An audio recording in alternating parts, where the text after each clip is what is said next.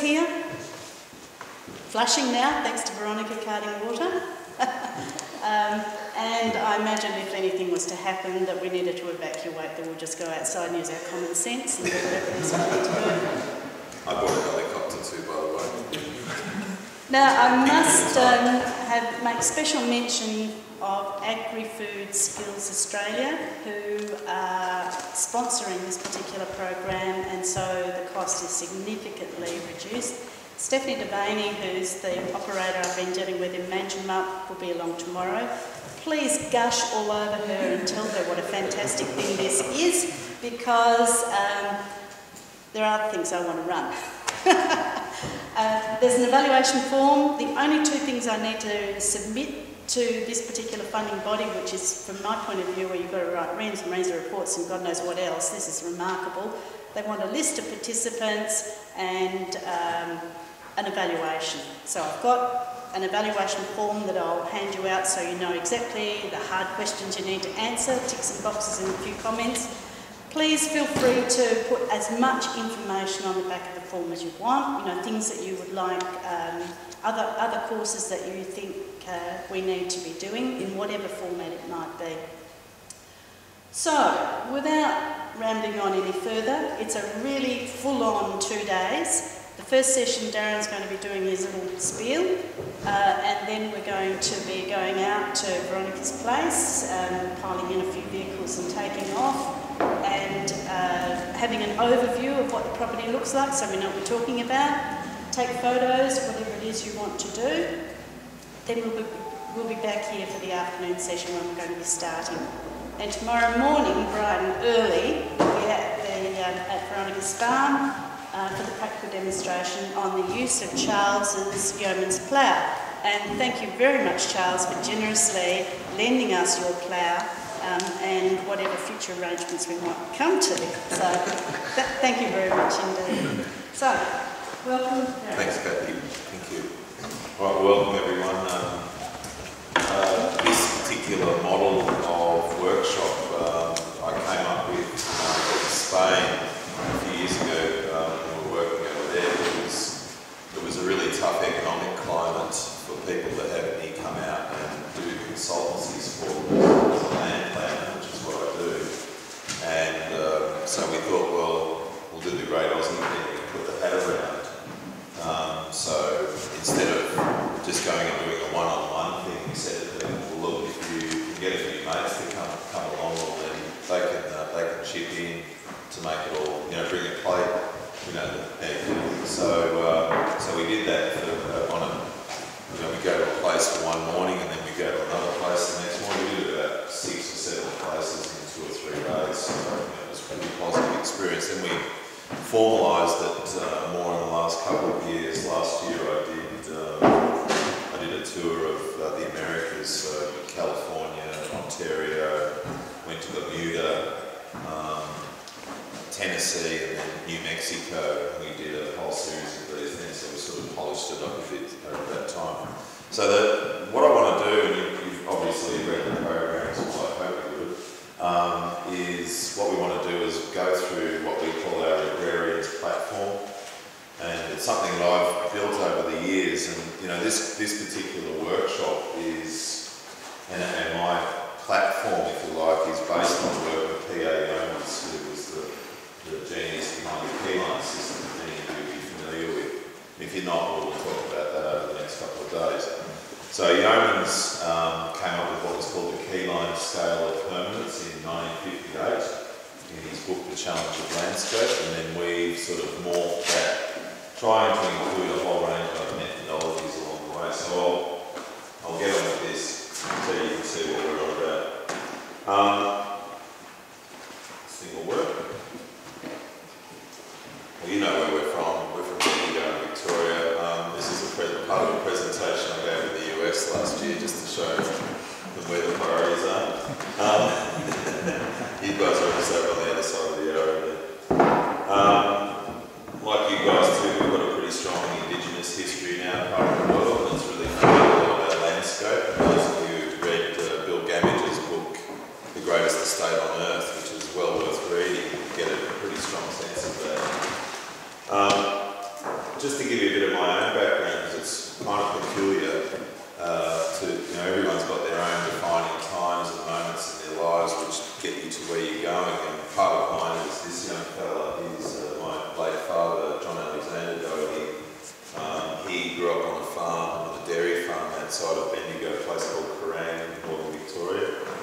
And his parents swapped the farm for a pub in Bendigo in the late 50s. And so he became a lad in the pub and quite a footballer. He was a tall gent. In 1966 he was conscripted to fight in the Vietnam War and came home in a box when I was 3 months old. So that was a really defining moment, because then that led me to stay on my grandparents' farm. So my ageing grandparents took on the role of me as their 9th child with my very young mother. So, like all of us, we all have our stories and our defining moments, and that's, a fairly defining one for me. Now, with my grandfather, he mostly traded cattle and sheep and grew some crops, did that sort of thing, but the property was all laid out on a key line layout. So we took water as runoff off the surrounding landscape, off the roads, off the bush that was out somewhere, the national park across the road, etc. And then that water was impounded on a variety of storages across the property, which were strategically placed according to the key line plan. And then we had gate valves and siphons and all sorts of things that we could then use to flood irrigate various parts of the property to overcome the normal droughts, or just for most of us, just extend spring, or if we got rain in March, that first little almost false break where we could actually have the clover live, those sorts of things. So that's how we did. So I grew up doing all of that sort of thing, and this dam in the background here is a dam that I built with a small Ferguson tractor when I was 15. It was the first dam I built, so it was a bit of fun. Anyway, my grandfather, he was a pretty big influence on me, and the things he used to tell me when we were out fencing or whatever was, things like humans are just like yeast. They eat all of the sugar and then they'll die in their own shit. And that was my first lesson in ecology. I've never done any university training or anything. I don't think I needed to with that sort of advice. But he also said, that the rural skills that I teach you now will save you when the shit hits the fan. So because he grew up in the Depression and all of that sort of thing. So I'm missing a lot. He talked a lot. To go on from that, another defining moment today is this young lady here's 21st birthday, so I'm missing her 21st. Although we're going to celebrate, I called her this morning, Isabella. It's when you have children, it's a pretty big thing in our lives. Getting with your spouse and then falling in love and then having our beautiful children, which we've got, and developing the property that we've got. Where it's come to for us now is our family's completely, all of our family, our 3 kids and my wife, we're all involved in the family business. And the business now is a non-profit. So we've moved from a for-profit enterprise to a non-profit enterprise. The reason for doing that is so that we can kind of be a bit more independent, so that when we come out and do education, we're not standing here, there's not that sort of tension that you might get when you've got an agronomist speaking in front of you, or that sort of thing where there is that lack of independence and you're always sort of going, oh, what's going on here? Well, we sort of push that aside. Our other sort of directive is to have people informed about what we call a regenerative economy. The economy as it stands right now is what I would call an atrophic economy. It's not getting any better. It's really degrading people's lives, it's degrading our landscapes, it's degrading our planet, and it's not getting any better. So we don't like to sort of dwell on that. What we want to do is say, well, where's the pendulum shift here that we can direct, and can we make this more of a regenerative economy as opposed to the opposite? We've been pretty fortunate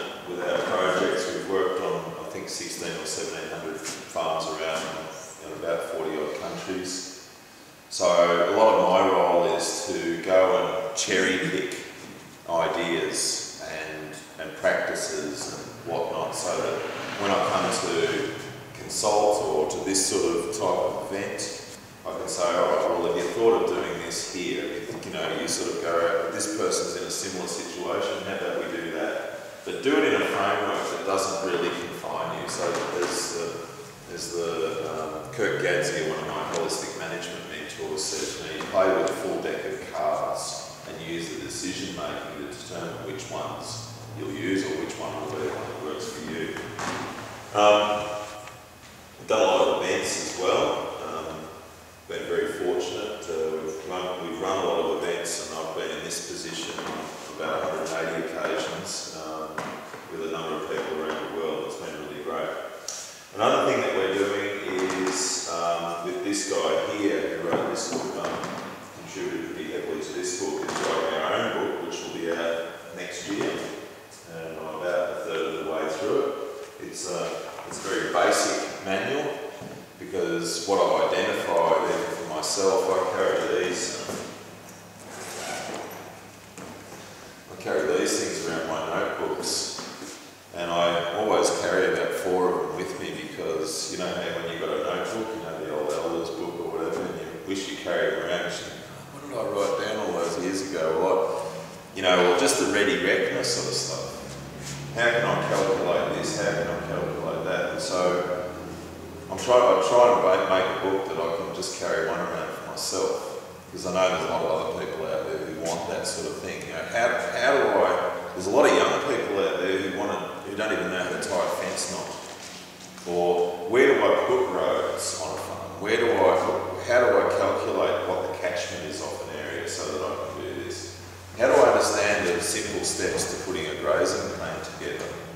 You know, which way should my buildings be directed? You know, all of these things that we've got in our Regrarian platform, you know, what options do we have for generating electricity? Sort of like a cut to the chase, picture-based model for how we regenerate agricultural landscapes. Okay, so I'll move on.